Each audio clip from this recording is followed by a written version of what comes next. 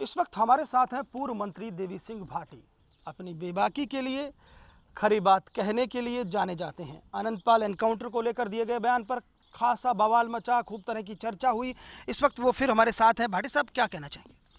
देखिए, सांवराद में जिस प्रकार से प्रशासन के रणनीतिकारों ने पहले तो छूट दी कि वहाँ आओ, और आने के बाद में जिसने भी उत्पाद किया उनके खिलाफ कार्रवाई हो, हमें कोई दिक्कत नहीं है। लेकिन आपने इस एफआईआर में 10-12 हज़ार अन्य लिखा दिया, तो पूरे राजपूत समाज को राजस्थान में घेर लिया आपने।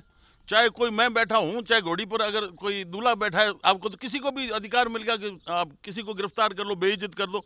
इस प्रकार की ये सरकार की जो प्रशासन की रणनीति है, ये हम एक दिन भी नहीं चलने देंगे। राजपूत समाज के ये नहीं है कि मुंह में आपने उंगली घुमा ली और उसके दांत नहीं है। क्या करेंगे आप? नहीं, कुछ भी करना पड़े। अगर इस प्रकार से समाज पूरे को आपने वहां तो किया सो किया, अब उसके बाद में आज आपने राजपूत सभा भवन जयपुर के अंदर घुस के पुलिस ने तलाशी ली है।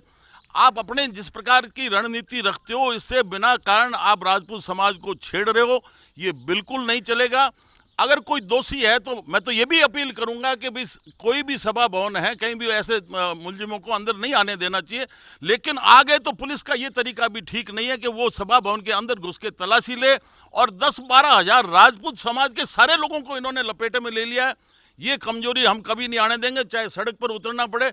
मेरी मुख्यमंत्री से ये अपील है कि इसको तुरंत ठीक करे, और मैं एक दफ़े फिर उनसे मिलने का भी प्रयास करूंगा। अगर इसमें तुरंत इसमें सही कार्रवाई नहीं की तो हम खुले आम ऐलान कर रहे हैं, हम किसी भी पार्टी या सरकार से कहीं बंधे हुए नहीं हैं। भाटी साहब, आप पहले व्यक्ति थे जिसने सरकार के एक तरह से स्टैंड लिया था और सही बात आपने कही थी। अब इस पूरे मामले को देखकर क्या लगता है, क्या प्रशासन उस तरह से सही कोऑर्डिनेशन नहीं रख पाया पूरे मामले में? क्योंकि इस तरह से मुकदमे वाकई कभी नहीं हुए। देखिए, प्रशासन के रणनीतिकार बिल्कुल गलत थे मेरे अनुसार, जैसा मैंने देखा है, सुना है, समझा है। पहले तो इन्होंने रोक लगाई कि किसी को आने मत दो, वहाँ माइक नहीं लगेगा, कोई टेंट नहीं लगेगा, और उसके बाद में छूट दे दी कि आप आईडी दिखाओ, हथियार नहीं, और आप आओ।